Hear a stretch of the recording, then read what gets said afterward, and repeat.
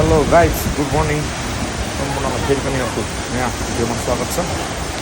तपाईँले देख्न सक्नुहुन्छ यो चाहिँ मोहिनी झरना कुलेखानी ड्याम साइडदेखि पारिपट्टि छ।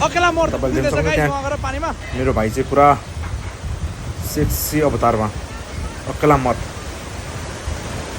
बाहुबली हुने अरेमा तपाईँले देख्न सक्नुहुन्छ गाइज। ठाउँ चाहिँ एकदम दामी चिल कुल छ है। यो चाहिँ मोहिनी पनि घुम्न झरना भन्दो रहेछ गाइस।